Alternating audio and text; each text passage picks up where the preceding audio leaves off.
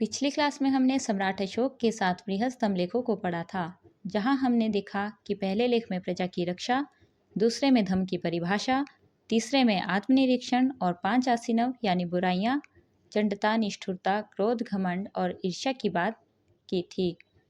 इसके बाद चौथे लेख में न्याय व्यवस्था और रज्जुक अधिकारियों की न्यायिक स्वतंत्रता, पांचवें में पशुवध पर प्रतिबंध, छठे में सर्वधर्म संभाव और 7वें लेख में अशोक के लोक कल्याणकारी कार्यों का वर्णन था, जो दिल्ली टोपरा, दिल्ली मेरठ, प्रयाग, लोरिया राज, लोरिया नंदनगढ़ और रामपुरवा जैसी जगहों से मिले थे।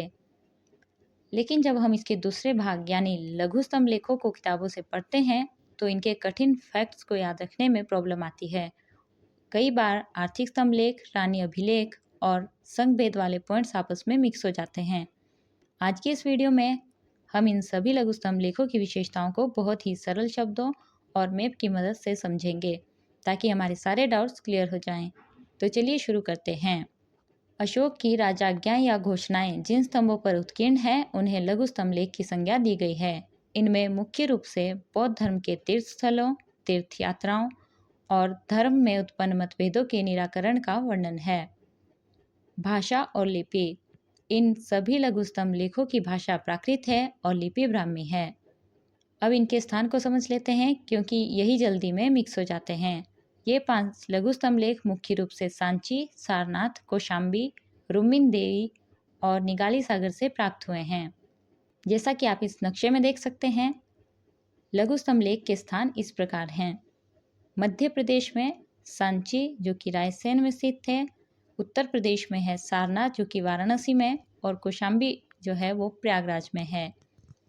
नेपाल के तराई क्षेत्र में रुक्मिणदेही और निगाली सागर स्थित है। आई होप अब आपको इसके स्थान अच्छे से क्लियर हो गए होंगे।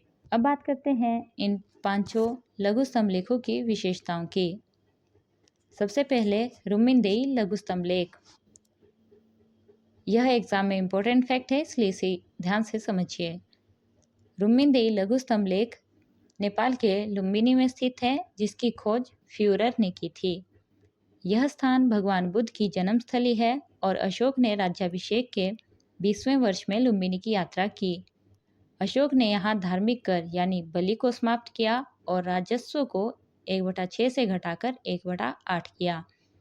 और रुक्मिणदेही लघु स्तंभ लेख को आर्थिक स्तंभ लेख भी कहा जाता है। अब बात करते हैं निगाली स्तंभ लेख की। यहाँ बस इतना ध्यान रखिए कि कनक मुनि बुद्ध का ही नाम है और इससे कनक मुनि के स्तूप को संवर्धित कराने की जानकारी मिलती है। अब जानते हैं कौशाम्बी लघु स्तंभ लेख के बारे में। यहाँ याद रखना होता है कि अशोक की किस पत्नी का नाम अभिलेखों में मिलता है। तो इसमें अशोक की पत्नी कारुवाकी और उसके पुत्र तिवर का उल्लेख है। कौशाम्बी लघु स्तंभ लेख को रानी अभिलेख के नाम से भी जाना जाता है। सांची लघु स्तंभ लेख की बात करें तो इसमें अशोक अपने महामात्रों को संघ भेद रोकने का आदेश देता है। सारनाथ लघु स्तंभ लेख की बात करें तो इसमें कुल 3 लेख हैं। पहला अशोककालीन है, जो कि ब्राह्मी लिपि में है और जिसमें अशोक अपने महामात्रों को संघ में फूट रोकने का आदेश देता है। दूसरा लेख कुषाण काल और तीसरा लेख गुप्त काल से संबंधित है। और इसी सारनाथ लघु स्तंभ लेख पर प्रसिद्ध अशोक सिंह स्तंभ है, जो हमारा राष्ट्रीय प्रतीक है। तो ये थे सम्राट अशोक के महत्वपूर्ण लघु स्तंभ लेख, जिन्हें आज हमने बहुत ही आसान शब्दों में समझा। और जैसा कि आज हमने कौशाम्बी अभिलेख में पढ़ा कि ये रानी का अभिलेख भी कहा जाता है। अभिलेखों में अशोक की केवल एक ही पत्नी कारुवाकी का नाम मिलता है, लेकिन क्या आप जानते हैं कि कारुवाकी के अलावा अशोक की और भी पत्नियां थी? आखिर कौन थी वो और उनका इतिहास में क्या महत्व था? इसे जानने के लिए चैनल पर मौजूद हमारी सम्राट अशोक वाली वीडियो जरूर देखें। वहाँ से आपके सारे डाउट्स क्लियर हो जाएंगे। तो इस वीडियो में इतना ही। आई होप आपको ये वीडियो पसंद आया हो।